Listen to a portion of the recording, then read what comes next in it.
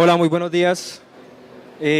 Como me presentó María Angie, la idea es presentar este tema que es fuzzing y escribir exploits.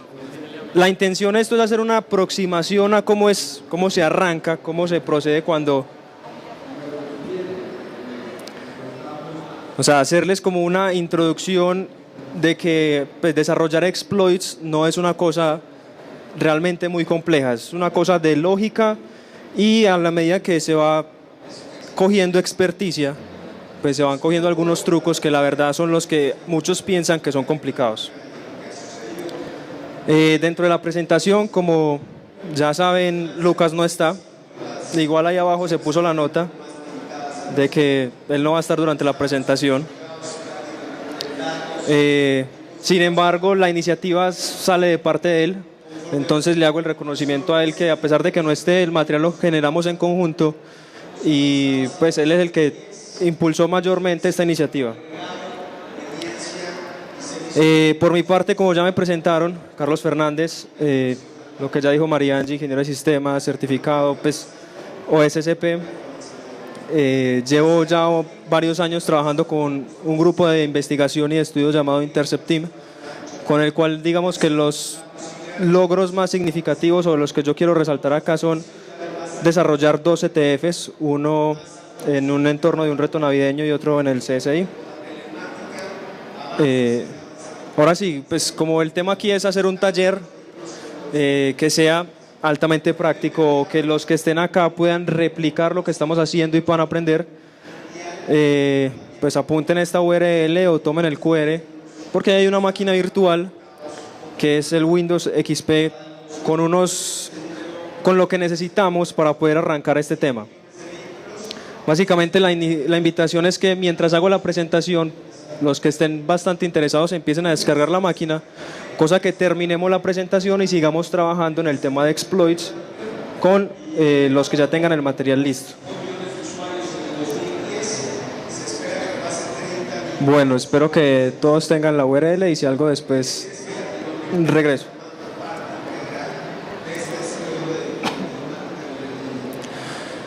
Es necesario arrancar con una introducción.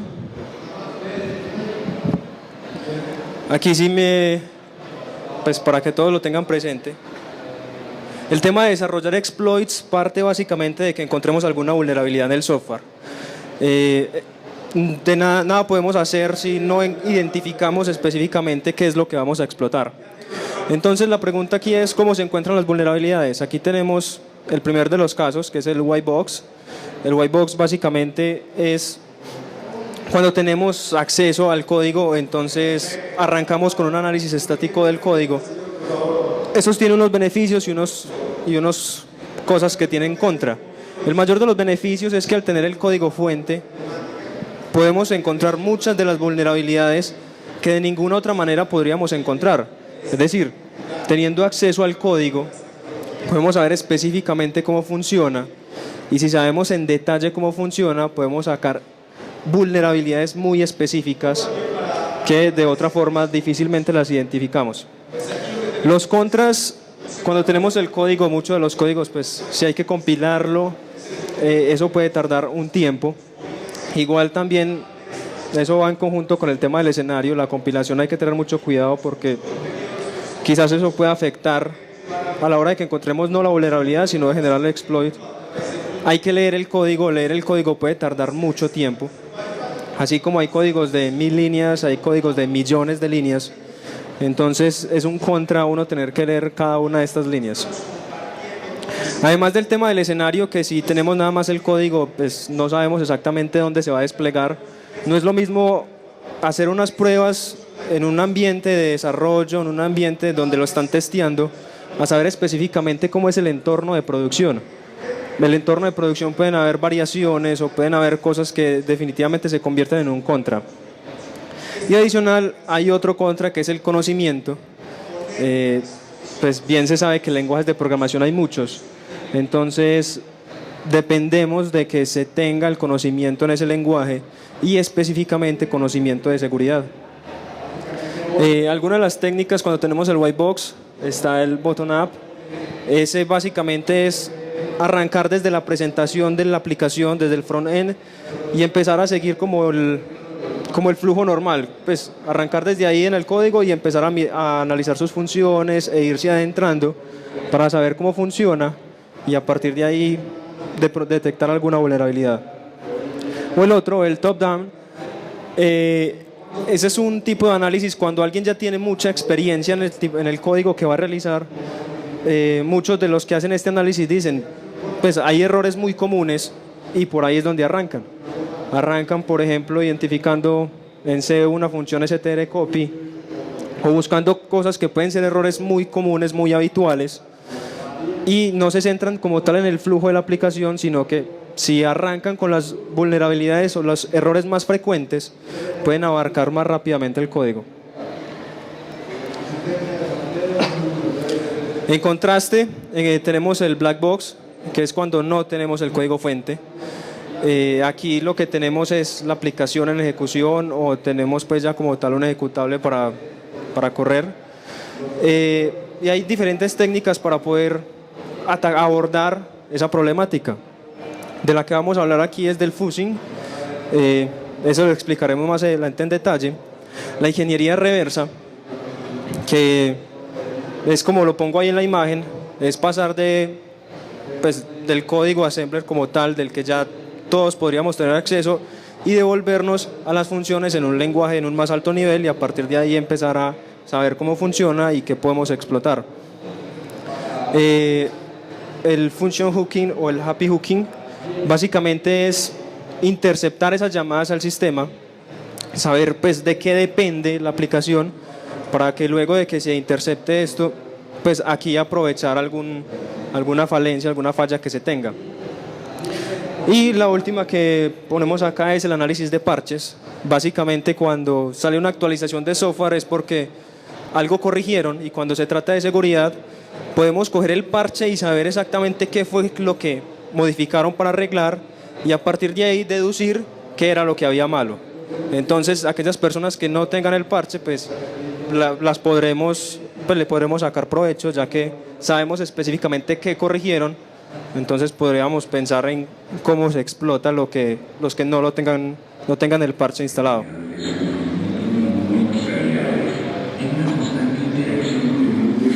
Abordando ya el tema de fuzzing. Fuzzing es una técnica en la cual nosotros nos encargamos de poner datos aleatorios en las entradas de los programas. Cualquier entrada. Cuando hablo de programa no quiero que se centren pues en una aplicación web, pues cualquier programa. Por ende, cualquier entrada no necesariamente es un text box. Una entrada puede ser cuando voy a coger una lista de reproducción. Una entrada puede ser una imagen que yo vaya a cargar a través de la aplicación. Una entrada puede ser simplemente un texto que le solicitan al usuario como tal. En fin, entradas es cualquiera que el usuario pueda manipular. La realidad es que abordamos desde aquí porque estas son las pruebas, digamos, las más simples, con las que uno puede arrancar de la manera más cómoda, porque pues lo que nosotros hacemos es probar mucho las entradas hasta que encontramos un fallo, y ahorita vamos a explicar en detalle cómo es ese proceso. Como el fuzzing es una de las prácticas más usadas, pues tenemos muchas herramientas que facilitan esto. Hay fuzzing para distintos protocolos, entonces si usted busca un fuzzing para FTP, van a hacer las pruebas sobre el FTP, fuzzing, pues hay una infinidad de fuzzers que pueden facilitar muchísimo más esto. Sin embargo, hay que tener claro que el fuzzer puede aplicar también para cualquier entrada. Adicional, hay que considerar que hay fuzzers que no son solamente para encontrar fallos, para explotar como los vamos a hacer acá pues a nivel del sistema, sino que hay fuzzers que encuentran otro tipo de fallas, como por ejemplo cuando tenemos una aplicación web y le tiramos un fuzzer y le empezamos a buscar distintas URLs, el fuzzer nos puede encontrar URLs que son válidas. Eso sigue el mismo principio, que es que le estamos mandando muchos valores de manera aleatoria o de un diccionario, y cuando encuentra algún resultado pues nos alerta y ya nosotros sabemos si ahí hay un punto de partida para seguir trabajando. Hablando ya específicamente de los fuzzers, de las herramientas que tenemos, podemos encontrar de estos tres tipos: locales, remotos y de memoria. Cuando hablamos de los locales, puede ser, como dice ahí, el de la línea de comando. Entonces, probar un comando sobre un SU, tirarle 20 usuarios, 30 usuarios, a ver qué sucede, y a partir de ahí, pues esos usuarios que le estamos mandando al comando como tal son entradas, entonces los vamos a probar. Los formatos de los archivos, pues hay muchos tipos de aplicaciones de escritorio que pueden ser explotadas a partir de un archivo, entonces eso se explota a través de un fuzzer local. Los fuzzers remotos, como bien dice ahí, atacan los protocolos pues, con los que trabaja la red, las aplicaciones web, y hay otros que también para los navegadores, porque estos fuzzers se especializan en cuando hay un atacante, digamos, dentro de la misma red, pero hay una víctima. Este es el que vamos a hacer la prueba ahorita, porque es bastante interesante cuando nosotros podemos de manera remota explotar otro sistema. Aquí básicamente el fuzzer lo que hace es seguir el RFC, pues, que es como la guía de cómo funciona el protocolo. A partir de ahí empieza a hacer sus pruebas, y en el momento en que pues, nosotros estamos supervisando, nos damos cuenta si algo pasa, analizamos qué sucede. Y finalmente los fuzzers de memoria, que no me voy a entrar en ellos porque los que nos interesa ahorita en la práctica es los remotos.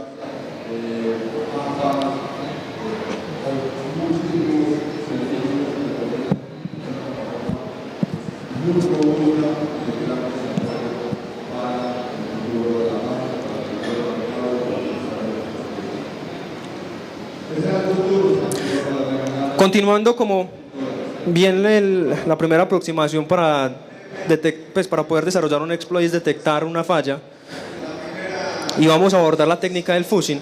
Es muy importante entender cómo funciona, cómo vamos a hacer el fuzzing. Lo primero es identificar el objetivo.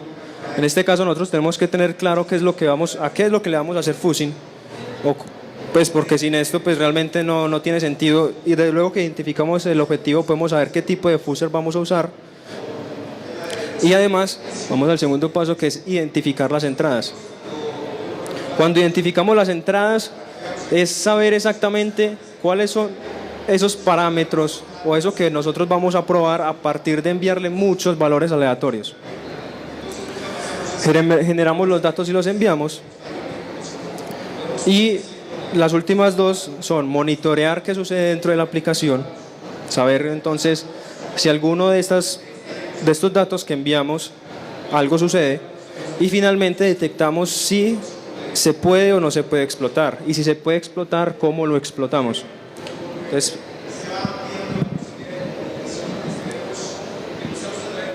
para entender un poco esto,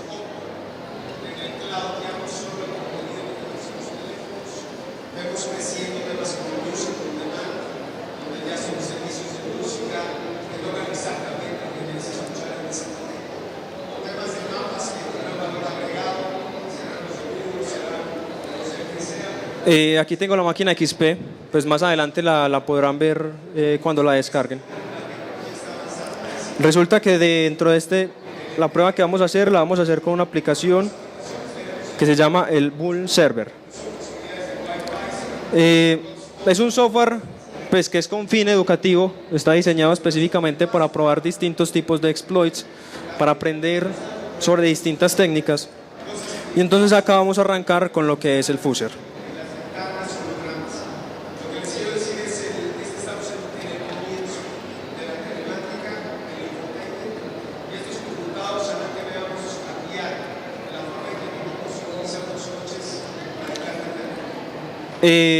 Este código que tenemos acá es un código que se desarrolló con el fin de poder probar cómo funciona la aplicación.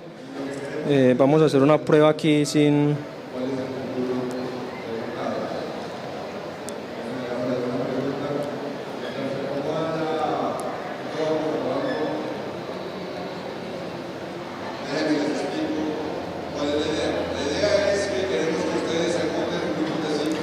Aquí lo que estoy haciendo es, pues básicamente esta es la IP del equipo que está corriendo el servicio, este es el puerto en el cual está corriendo el Bull Server, y lo que sucede aquí, pues welcome, y si miramos la máquina virtual, aquí ya hay un cliente conectado. El Windows XP es la máquina 11, el host es la máquina 10, que es la que se conectó acá. Y lo que nos dice aquí es, para probar el servicio y para saber, entonces digite help.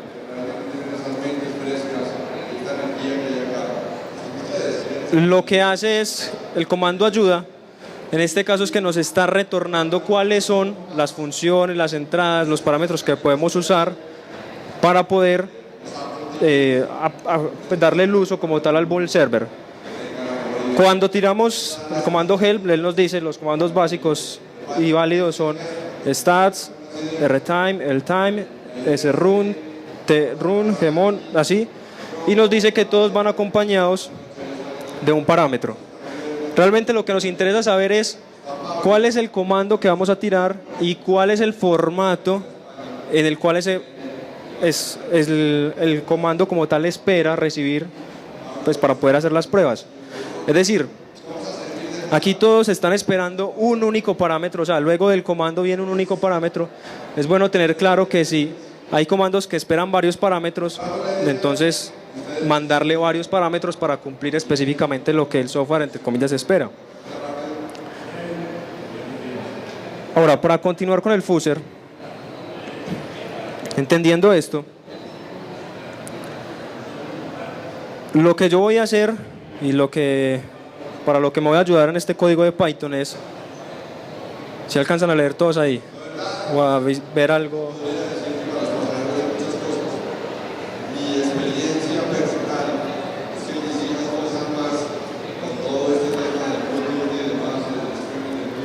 Lo que estoy haciendo aquí es, el software me pregunta cuál es la IP, cuál es el puerto en el que está corriendo el servicio que nosotros vamos a probar con el fuzzer.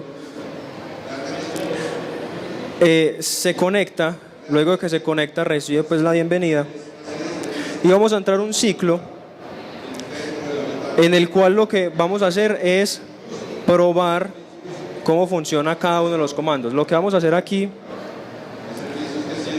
es recibir un parámetro que nosotros vamos a probar, porque nosotros vamos a probar todos los comandos se los vamos a mandar al fuzzer para que los pruebe, y dentro de esos datos aleatorios, lo que yo estoy haciendo aquí para generar los datos aleatorios es preguntar cuántas veces voy a mandar algún dato. En este caso, como él espera cadenas de texto, voy a mandar cadenas de texto, y qué tipo de cadena es la que voy a enviar. Esto es lo que se envía y ya me imprime nuevamente la respuesta. Es decir,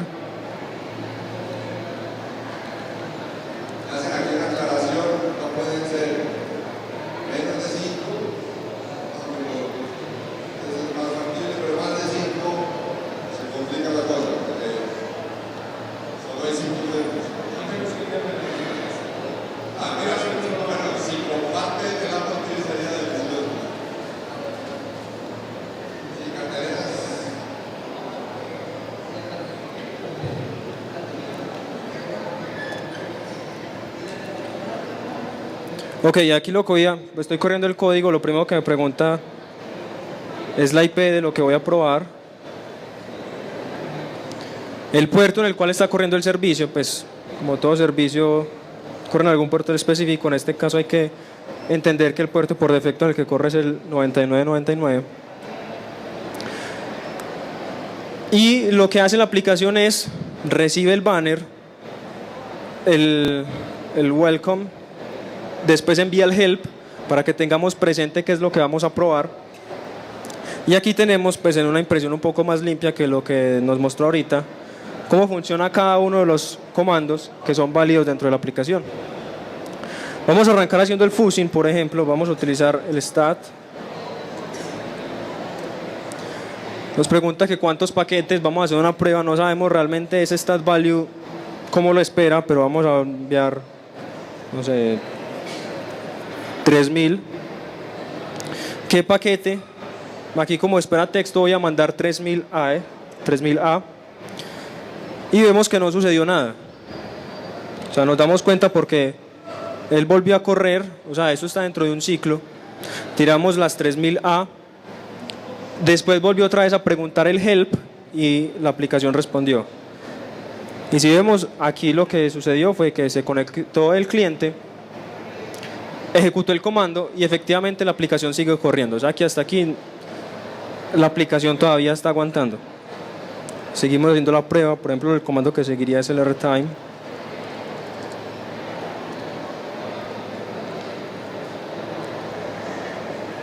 Tampoco sucede nada. El tema del fusing es así, es simplemente probar las entradas que hay, empezar a probar hasta ver qué sucede, porque la verdad a nosotros no nos interesa saber qué está pasando detrás de, precisamente porque es una prueba pues, de tipo negra. Entonces lo que estamos haciendo es poniéndolo a prueba.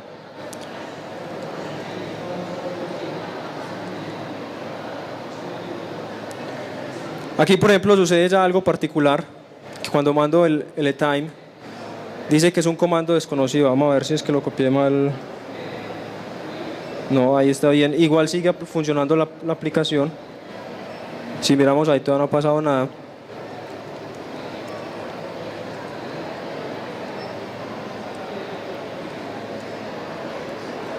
Si tiramos el srun dice que fue completo.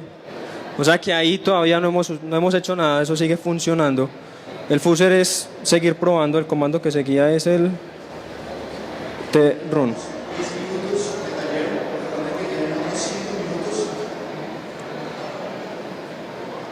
Aquí acabamos de mandar 5000A al comando trun y vemos que ya la aplicación no me respondió.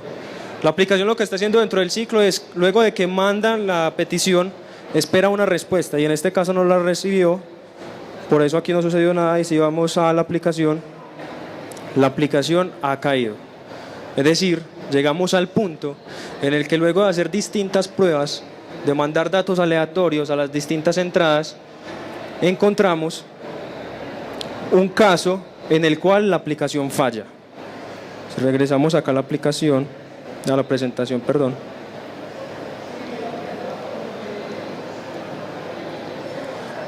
Lo que hicimos en un comienzo es identificar qué es lo que vamos a probar, en este caso el bull server. Identificamos las entradas, eso lo hicimos a través del comando help para saber qué es lo que hay. Generamos datos, como sabemos que aquí lo que él está esperando son texto, lo que estamos haciendo es generar cadenas de muchas, pues de una longitud larga de A. Enviamos los datos y luego hacemos el monitoreo. El monitoreo básicamente es darnos cuenta si la aplicación sigue funcionando, si eso que nosotros le enviamos le hizo algo, tuvo alguna respuesta o tuvo alguna incidencia, y en este caso, luego de la última prueba, la aplicación dejó de funcionar. Lo que corresponde ya, que tenemos un posible fallo, lo que tenemos que hacer ahora es determinar la explotabilidad.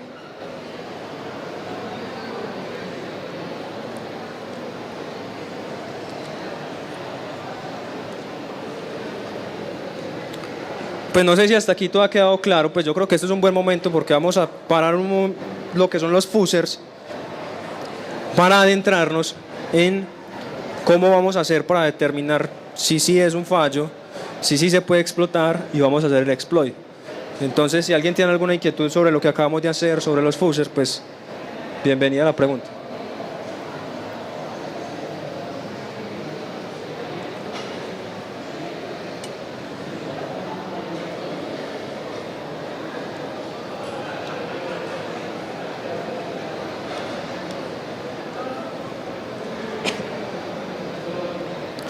Aquí dentro de la presentación va a quedar pues qué fue lo que hicimos. Lo estábamos haciendo en vivo. La intención es llegar hasta este punto, donde una aplicación deja de funcionar, donde encontramos un fallo, y lo que vamos a hacer a continuación es determinar entonces qué podemos hacer con ese fallo.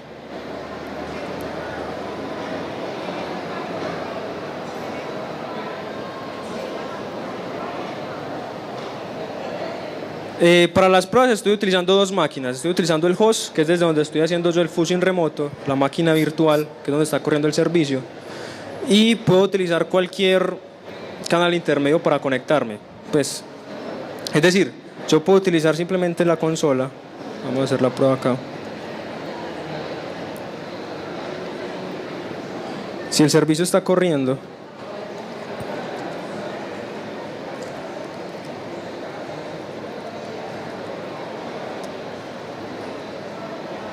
yo me puedo conectar a través de la misma consola de Windows a través del PuTTY, a través de un Netcat. Pues lo que necesitamos es cómo hacer las pruebas. De hecho, la aplicación en Python lo que está haciendo es lo mismo, es abriendo un canal de comunicación, un socket a ese puerto y recibe las respuestas.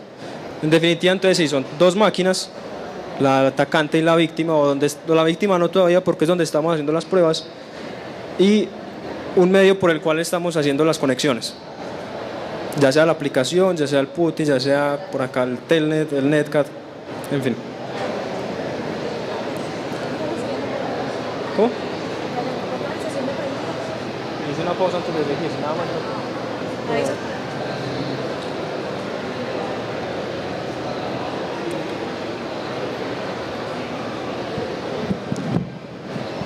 Ahora sí, una pregunta por allá.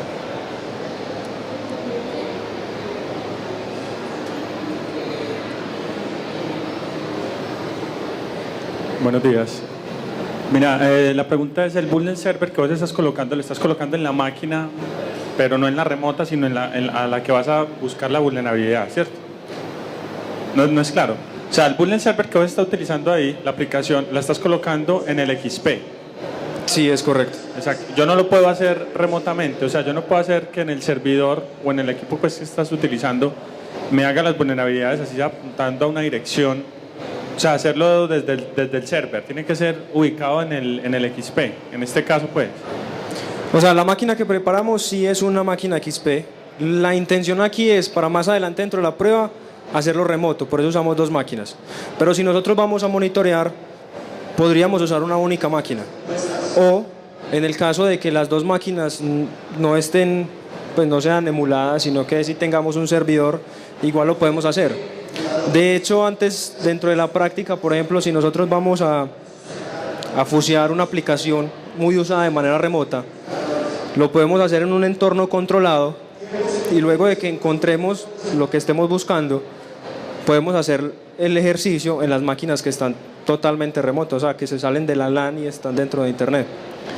No necesariamente tiene que ser un XP, puede ser otro.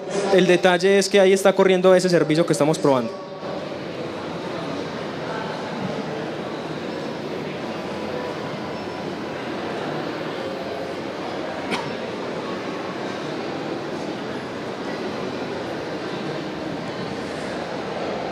O sea, luego de tener claro la metodología que estamos usando para encontrar un fallo, que es el fuzzing, ahora sí vamos a centrarnos en lo que es el exploiting. Es decir, la fase final de ese gráfico que vimos de fuzzing es determinar si sí se puede explotar y explotarlo. Cuando logremos explotarlo, entonces podremos decir que hemos obtenido un exploit y podremos hacer otras pruebas más adelante. El exploiting lo que busca es aprovecharse de los errores de programación. Los errores los encontramos a través del fuzzing, pero el exploiting es propiamente el que se aprovecha de esos fallos. Cuando vamos a entrar a trabajar esto, hay que tener claro cómo funcionan los distintos procesos. Aquí voy a mencionar algunos de los registros que utiliza el sistema. Cada vez que el sistema operativo genera un nuevo proceso, genera un nuevo hilo, todos tienen una característica idéntica dentro de la arquitectura, y es que hace uso de unos registros como es el EIP, ESP, SI, que más adelante nos centramos en los que realmente necesitamos. El exploiting busca, o la intención más anhelada es encontrar cómo controlar el EIP. El EIP es el apuntador a la siguiente instrucción. Es decir, si nosotros podemos modificar el EIP, podremos decirle a la aplicación hacia dónde va a seguir la ejecución del programa. Ese apuntador es una dirección en la cual nosotros le vamos a decir: hey, ya no siga su flujo normal, sino que haga otra cosa totalmente distinta. Eso es lo que nosotros vamos a hacer.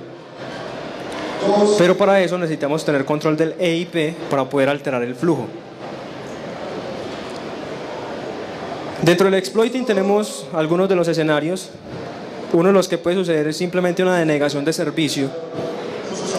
Eso se entiende que, por ejemplo, si nosotros llegamos hasta donde llegamos en el fuzzing, lo que hicimos fue que el servidor, el bull server, se cayó.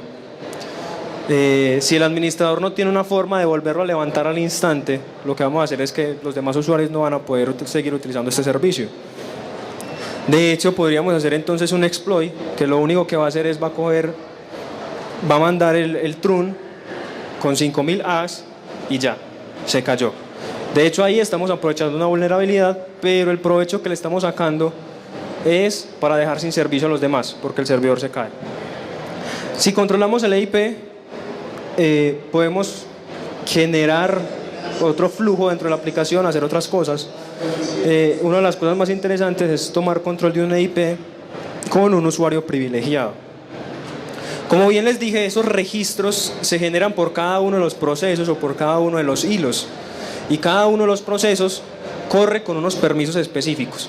Entonces no va a ser lo mismo si aprovechamos y tomamos control de una aplicación que está corriendo como un usuario, así tomamos control de una aplicación que está corriendo como administrador o como sistema, porque del hecho de tener privilegios a la hora de cambiar el flujo de la aplicación va a ser la diferencia entre simplemente aprovechar el exploit en ese entorno específico o adueñarnos totalmente de la máquina.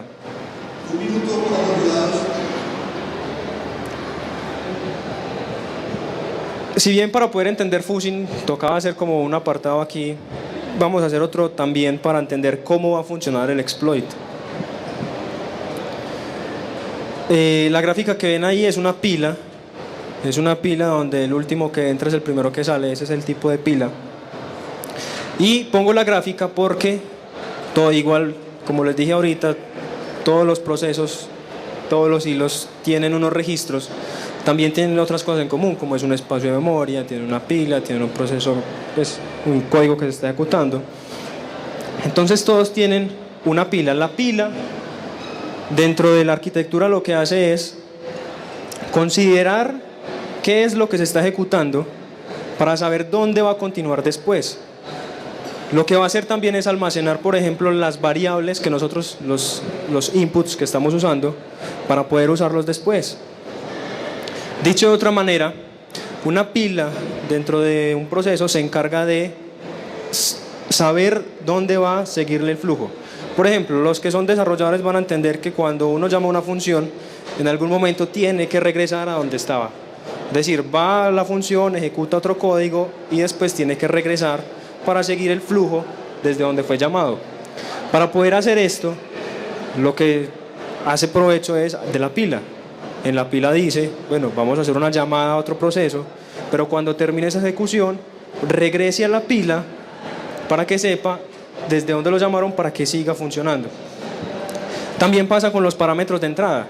Si nosotros entramos varios parámetros, los va a meter dentro de la pila para que cuando alguna función los vaya a usar, los busque, pues haga uso de esos parámetros y continúe la ejecución. Es decir, es muy importante saber que la pila es básicamente el que controla o el que tiene el registro de qué es lo que va a hacer la aplicación. Si bien el EIP es el que apunta al siguiente registro, él no sabe más adelante dónde va a regresar, sí lo sabe el stack. Lo que nosotros hicimos para que la aplicación fallara fue mandar un comando trun con un montón de A. Eso, para que se entienda, lo que hicimos fue, si se alcanza a ver ahí, a ver. Eso es como se ve cuando estamos depurando la aplicación. Lo que ven en la parte de arriba son los registros que le mencioné que cada uno de los procesos tiene. De los que le mencioné está el último, el EIP. El EIP es el apuntador a la siguiente instrucción. Lo que ven ahí son 41, 41, 41, 41, que es la representación de la A en el hexadecimal. Entonces, eso lo podemos traducir en que lo que nosotros hicimos cuando mandamos muchas A fue escribir en el EIP A, 41, 41, 41, 41. Pero no fue solo eso. Lo que ven en la parte de abajo es el stack, es esa pila. La pila también fue escrita, como pueden ver, arranca desde lo que nosotros le mandamos, el parámetro, el trun, seguido por todas las A's que le mandamos. siguen más As dentro de la pila, hasta llegar por allá al final. Todas las As quedaron registradas dentro de ese stack. Es decir, lo que nosotros acabamos de hacer fue sobreescribir todo lo que ahí había, y no solo tomamos control del EIP, sino que tenemos un espacio en el cual podemos escribir cualquier cosa. Entonces eso es bueno tenerlo en cuenta.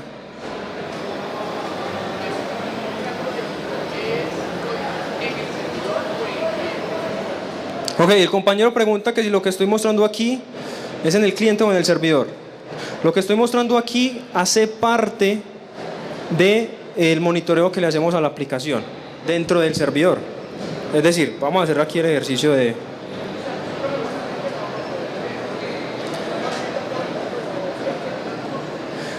Eso, el comentario aquí es, si nosotros somos los que estamos haciendo la prueba de manera remota, lo único que nosotros vamos a darnos cuenta es que el servidor colapsó, cayó.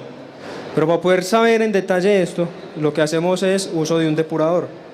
Vamos a volver a la máquina virtual. Vemos que el servicio está corriendo y por ejemplo aquí tenemos el depurador que vamos a usar. Aquí lo que vamos a hacer es decirle al depurador, hey, encárguese de mostrarme todo lo que está haciendo el servidor. En este caso, como pueden ver aquí, la aplicación es el Bull Server a la que le vamos a hacer el seguimiento. ¿Sí? Le decimos a la aplicación que funcione y ahí está corriendo de nuevo el servicio. Esto lo que estamos haciendo es en el servidor, porque lo que estamos haciendo es monitoreando el servicio. Para recrear entonces lo que tengo en la presentación, vamos a hacer de nuevo el fuzz.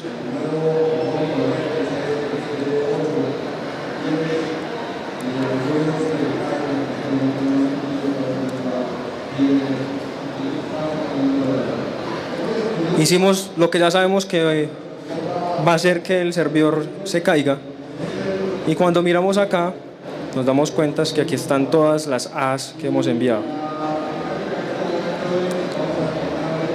En realidad son 5000, son un montón. Ahora, ya que estamos aquí, es bueno entender por qué el servicio se cae, por qué sale un error, por qué hacemos la denegación de servicio. Resulta que en la parte de acá abajo, cuando estamos depurando, sí nos dice, hey, hay una violación de acceso. Lo que está sucediendo aquí es como el EIP está apuntando a una dirección 41, 41, 41, 41, que la hemos escrito nosotros. Esa es una dirección a la cual no tiene forma de accesar, es una dirección que no existe. Entonces, si él está apuntando a un lugar que no existe, la aplicación ya hasta ahí llega. No tiene nada más que hacer. Tenemos una violación de acceso. Lo que nosotros vamos a hacer entonces es que el servidor no se caiga, sino que podamos darle una instrucción, una dirección de memoria válida para que la aplicación siga funcionando, pero que no siga funcionando de manera habitual, que funcione gracias a lo que ejecute lo que nosotros le vamos a enviar.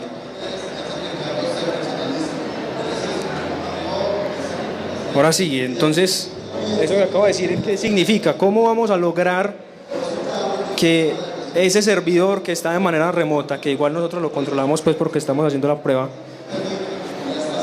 cómo hacemos que ejecute lo que nosotros queremos? Lo que hasta aquí tenemos es un control del EIP. Lo identificamos primero gracias al fuzzing y luego a través del depurador nos dimos cuenta que es el EIP el que se está escribiendo y por eso cae el servicio. Y tenemos dentro del stack un espacio para escribir nuestro código. Eso es muy importante porque si nosotros queremos ejecutar de manera arbitraria algo, en algún lugar tiene que estar ese código arbitrario que nosotros vamos a ejecutar.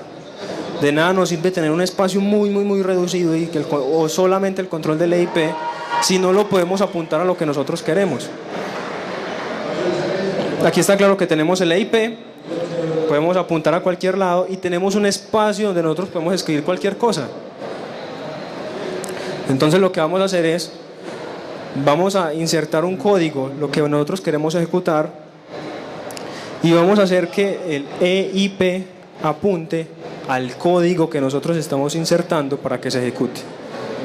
Ya que estamos sobreescribiendo, entonces le decimos al EIP y apunta a lo que nosotros sobreescribimos, y eso es cualquier cosa que nos imaginemos.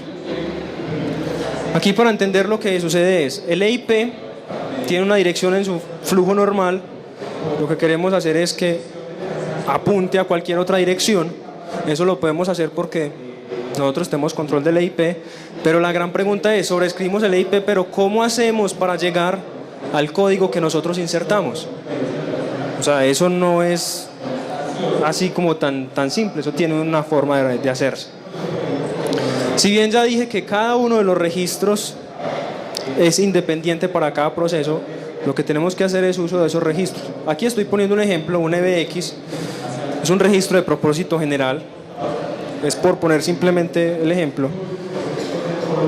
Aquí podemos ver que si EBX vale este valor, cuando nosotros le decimos en una instrucción salte a EBX, lo que está haciendo esta instrucción es decirle al EIP que tome el valor de este registro de propósito general y vaya a ejecute lo que hay allá.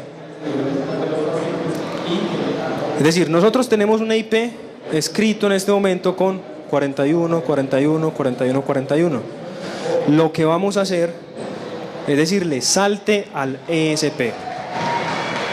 Ahora, ¿por qué al ESP? El ESP es un registro que tiene el dato de dónde está la pila. Como bien podemos sobreescribir la pila, si nosotros tenemos control sobre la pila y hay un registro que siempre nos dice dónde está la pila en estos momentos, decimos salte a donde está la pila. Ahora, lo que nosotros vamos a hacer es que cuando salte a donde está la pila, realmente va a saltar a el código que nosotros alcanzamos a sobreescribir. Es decir, el jump ESP va a hacer que el EIP tenga el valor de la dirección donde está el código que nosotros inyectamos. Si bien aquí esta es como la teoría, vamos a hacer eso más bien por partes para entender entonces cómo vamos a llegar hasta allá.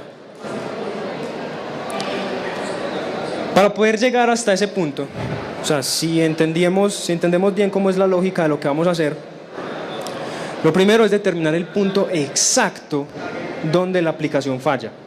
Es decir, ese punto donde nosotros tenemos control del EIP. Nosotros mandamos muchas A's, pero no sabemos cuál de esas A's, cuáles 4 fueron las que quedaron en EIP. Sabemos que fueron las A's de nosotros porque precisamente ahí fue donde la aplicación cayó. Luego vamos a mirar qué espacio tenemos para nuestro código. Vamos a buscar un salto al ESP, que es lo que acabamos de ver justo antes, para poder que ejecute. Ahí va a estar nuestra shell, entonces vamos a ejecutar. Vamos acá a la máquina.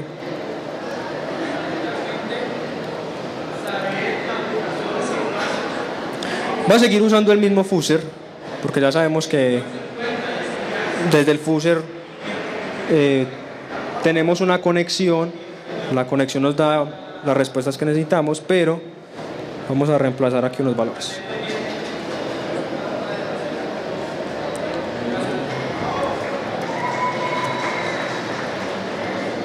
Vamos a reemplazar el comando, no necesitamos que esté preguntando, ya sabemos que el comando que va a fallar es trun.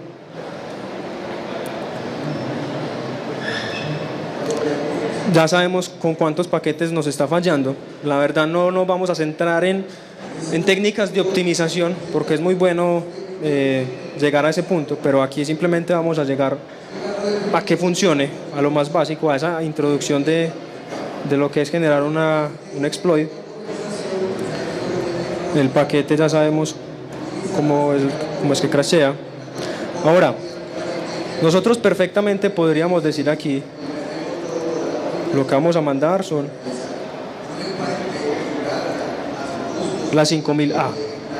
Pero si nosotros hacemos eso, estamos haciendo exactamente lo mismo, y lo que necesitamos saber es el punto exacto donde tenemos control del apuntador. Para eso voy a hacer uso de un patrón.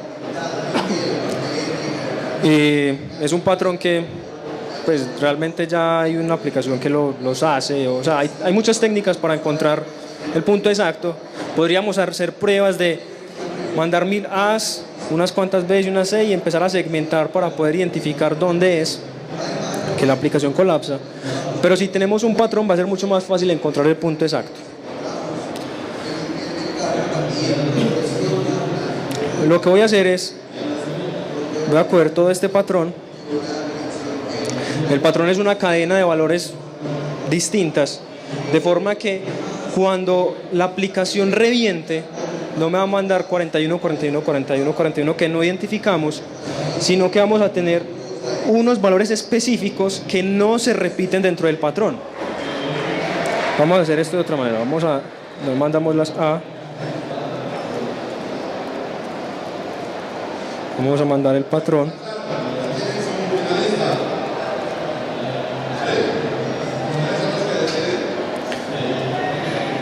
Aquí lo que voy a hacer, voy a mandar el comando, pero en lugar de mandar el comando ya sabemos cuál es, y en lugar de mandar las A's vamos a mandar el patrón.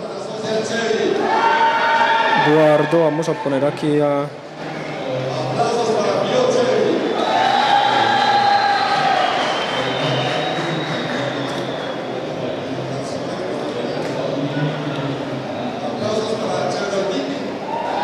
Aquí pusimos nuevamente a correr la aplicación, pues en el intento pasado nuevamente había caído. Y luego de que esté cayendo,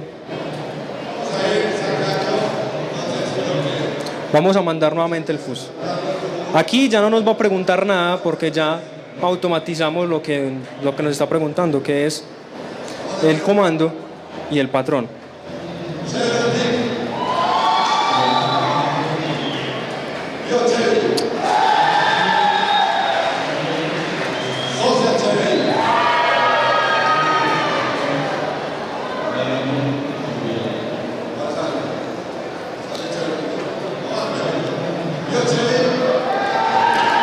Si miramos en el depurador, porque lo teníamos supervisado nuevamente con el depurador, nos damos cuenta que nuevamente tenemos un punto en el que la aplicación falló. Hay una violación al acceso a una memoria que no encuentra, pero la diferencia es que ya no están los 41, 41, 41, 41. Hay unos valores específicos que hacen parte de ese patrón.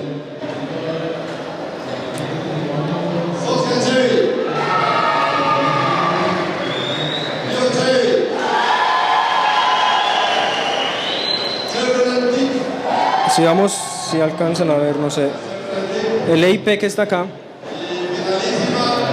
que es el punto en el patrón donde colapsó, dice 39 6F 4338.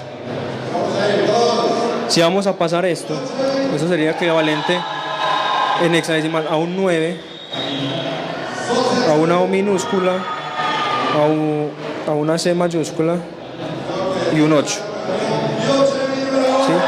8, 9, C mayúscula, listo, o sea, está.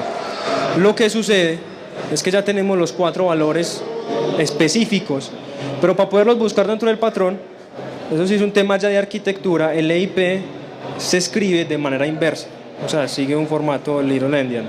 Entonces, vamos a invertir para poder buscar la cadena, eso sería 8C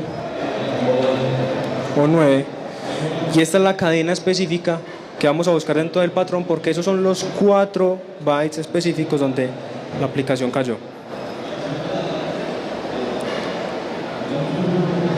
Vamos a hacerlo mejor aquí en el patrón.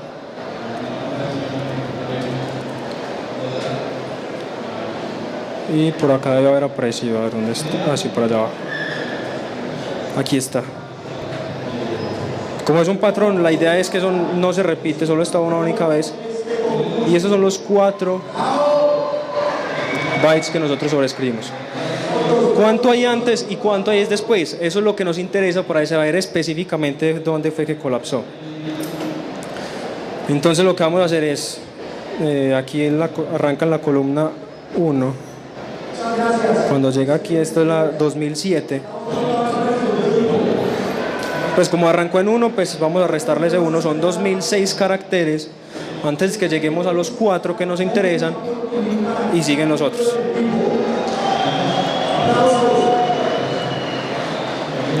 Es decir, si nosotros sigamos con el Even,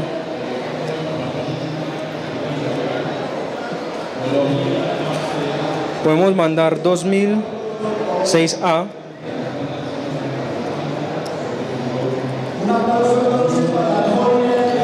...4B, y vamos a mandar el resto en CES.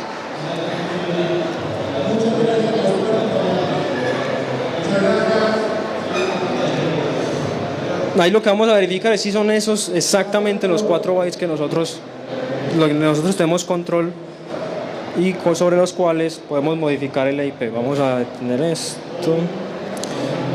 El servicio cayó, vamos a volverlo a levantar.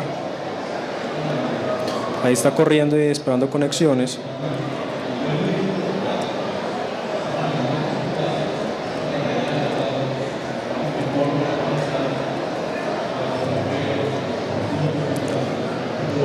Ahí llegó hasta el punto donde él ejecuta, y si vamos a mirar el IP, las A son 41, las B son 42 y aquí abajo están las C, que son 43. Es decir, es cierto que esos 4 bytes son los que sobrescriben el IP, ya que solo mandamos 4 veces y esas 4 veces quedaron específicamente sobre el apuntador y que es el que a nosotros nos interesa modificar. Ahora sí, vamos a terminar esto. ¿Cómo lo terminamos? Vamos a escribir sobre el stack, en lugar de las Cs, vamos a escribir nuestro código. Es decir, para que me entiendan, aquí donde estoy parado es el valor del ESP, el puntero del stack. Como el stack apunta aquí, de aquí hacia abajo, cuando nosotros le hagamos un jump ESP, él se va a parar en esta posición donde están las Cs. Pero para poder que haga un jump ESP, nosotros necesitamos decirle a este registro que apunte a un jump ESP. Así que vamos a hacer eso. Vamos a buscar un jump ESP. Eso lo vamos a buscar a través de los módulos que él está ejecutando. Aquí voy a buscarlo sobre una librería, sobre un DLL. Lo ideal es hacerlo así porque si dependemos de otras que son del sistema, podríamos caer en el error de que ese exploit va a funcionar específicamente en ese sistema. Mientras que aquí tenemos un servicio que siempre usa esa DLL, va a ser más factible que el exploit funcione más a menudo porque siempre vamos a hacer llamado a la misma librería. Si nosotros aquí estamos en un Windows XP y si utilizamos una librería de XP cuando el servidor esté corriendo en un Windows 7, en un Windows Server, pues es probable que las direcciones cambien.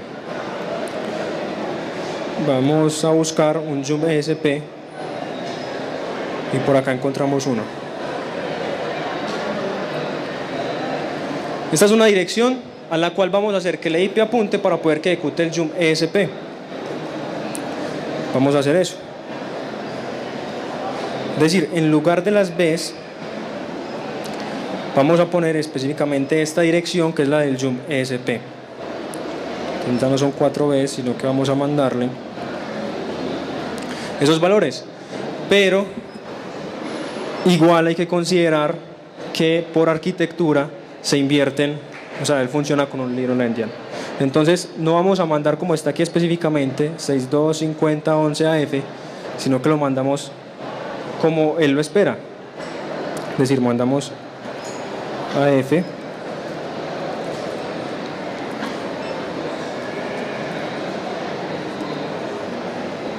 once 50 62. Aquí lo que vamos a hacer es, en lugar de mandarle las Bs, si mandamos las As o las Bs va a saltar el error, pues va a haber una violación de acceso porque es un punto de la memoria que no lo va a encontrar, mientras que este sí lo va a encontrar porque ya sabemos que aquí hay una instrucción que es un jump ESP. Acto seguido, lo que va a pasar es que él va a regresar al ESP para continuar ahí la ejecución.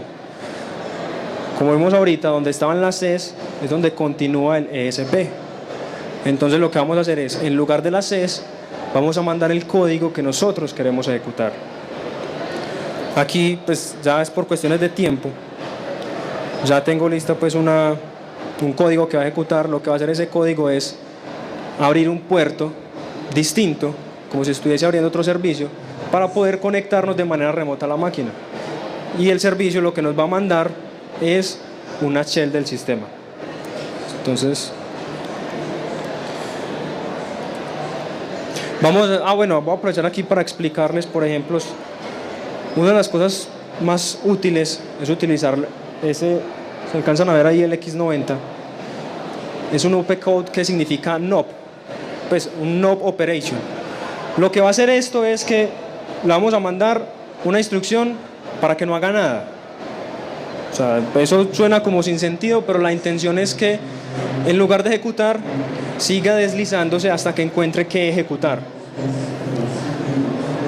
Eso es para garantizar entonces que cuando llegue al ESP no vamos a atarnos de un punto específico donde va a arrancar, sino que si cae a cualquier NOP, él se va a deslizar, no va a hacer nada hasta que encuentre el código que va a ejecutar. Vamos a mandar unos 100 NOPs y vamos a mandarle lo que nosotros vamos a ejecutar.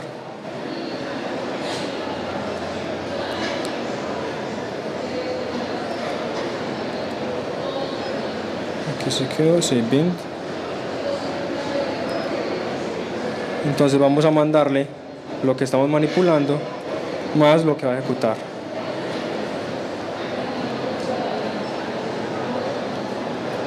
Si eso es cierto, resulta que la aplicación está corriendo, ya el fuzzer está ajustado para que no sea un fuzzer, sino que sea un exploit, precisamente que va a aprovechar la vulnerabilidad que encontramos. Cuando lo ejecutemos, pues toda esa teoría va a cobrar vida y se va a poder evidenciar. Tenemos que, efectivamente aquí nosotros no podemos ver nada. Si vamos aquí al depurador, todavía sigue corriendo, pero el código que nosotros enviamos lo que está haciendo es abrir otro puerto distinto. Abrir un puerto en el cual nos va a dar la posibilidad de hacer lo que queramos con él. Vamos a conectarnos al otro equipo.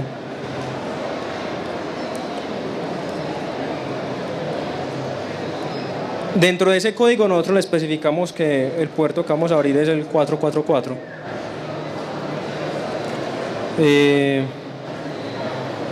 Y vamos a ver qué sucede. Efectivamente, ahí estamos conectados al equipo remoto. ¿Cómo verificamos eso? Aquí estamos en la máquina XP.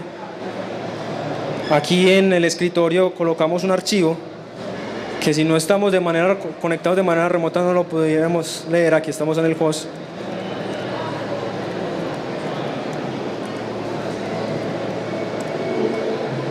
Y tenemos la lectura de archivos en el servidor remoto. Yo creo que ya por tiempo hasta aquí estamos bien.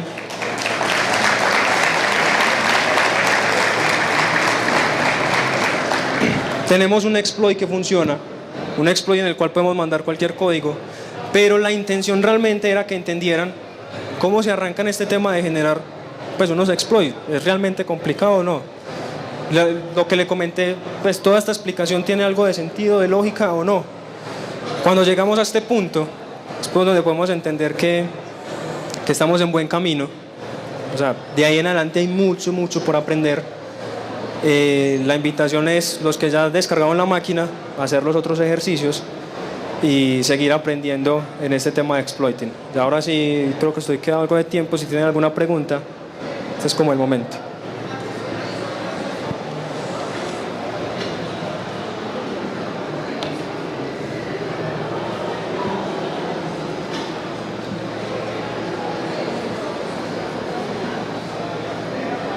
La pregunta es sencilla.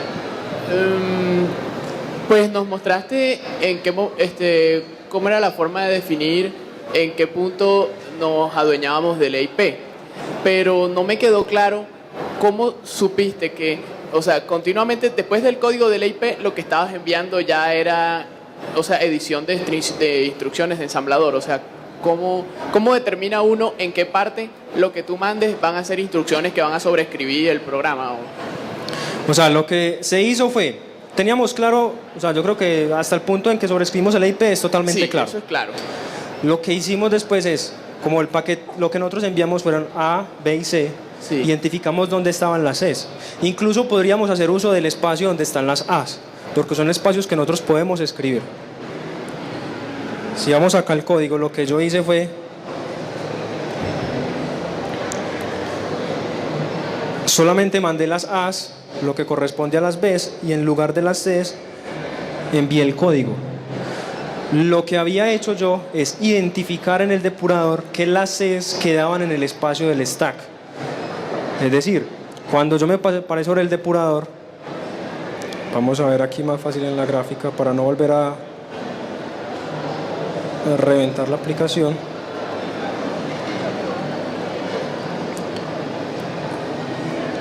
Aquí yo me ubiqué específicamente donde estaba parado el stack. Como de ahí para abajo eran Cs, yo ya podía saber que de ahí para abajo es donde yo voy a escribir, y el jump ESP lo que va a hacer es va a saltar a el punto donde está el stack.